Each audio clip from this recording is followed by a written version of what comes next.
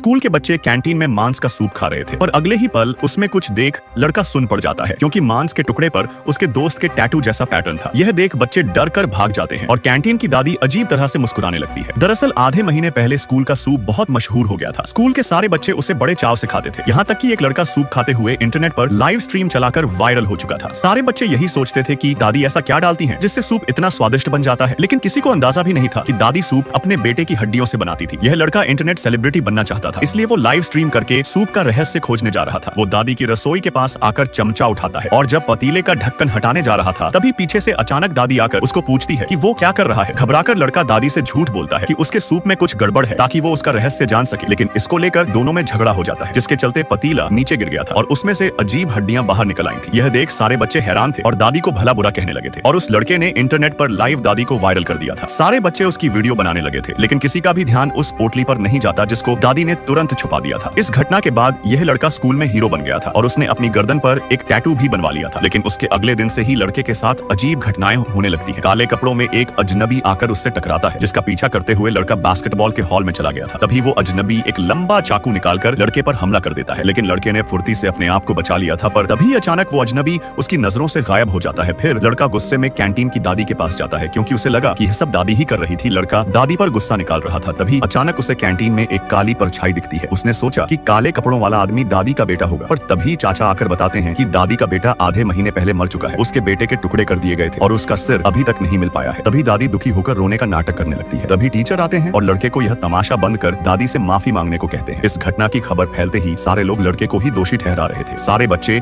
उसकी वीडियो बनाकर इंटरनेट पर डालने लगे थे और अगले दिन से ही वो दोस्तों की नजरों में हीरो से जीरो बन गया था। चारों तरफ उसकी बेइज्जती हो चुकी थी, जिससे वो रोने लगा था। लेकिन फिर एक दिन बिल्ली को देख उसे एक आइडिया आता है। वो बिल्ली को मारकर दादी को फंसाना चाहता था, पर दादी की रसोई में घुसते ही उसे एक भयानक दृश्य देखने को मिलता है। टेबल पर तरह तरह की पूजा सामग्री रखी हुई थी, जैसे कि कोई रस्म की जा रही हो। तभी लड़का फोन निकालकर इन सब की तस्वीर लेने जाता है, तो उसका फोन अचानक खराब हो गया था। तभी उसके पीछे एक काला साया आ जाता है। लड़के ने मुड़कर देखा तो काले साये ने उसको जकड़ लिया था और जब काला साया अपनी टोपी उतारता है तो उसमें से केवल काला धुआं निकल रहा था। यह देख लड़के की तो डर के मारे पतलून गीली हो चुकी थी। वो लड़खड़ाता हुआ तुरंत वहां से भाग जाता है और टीचर के इसके बारे में बताता है, लेकिन टीचरों को लड़के की भूत प्रेत की इन बातों पर बिल्कुल भी यकीन नहीं था। इसीलिए लड़का सबूत लाने के लिए अकेला वापस दादी की रसोई में एक चाकू लेकर जाता है। उसे टेबल पर एक पोटली नजर आती है और जब उसने पोटली को खोलकर देखा तो उसके होश उड़ जाते हैं, क्योंकि पोटली में दादी के बेटे का सर था। यह देख उसे दादी के सूप का असली रहस्य समझ आ जाता है कि दादी अपने बेटे की हड्डियों का सूप सबको खिला रही थी। लड़के का तो माथा ही घूम चुका था। तभी दादी प्रकट होती है। लड़का डरते हुए उससे जान की भीख मांग रहा था, लेकिन क्रूर दादी ने लड़के का सूप बनाकर अगले दिन बच्चों को खाने के लिए दे दिया था। और जब लड़के को कटोरे में मांस के टुकड़े पर उसके दोस्त की गर्दन का टैटू मिलता है तो उनकी हालत खराब हो चुकी थी।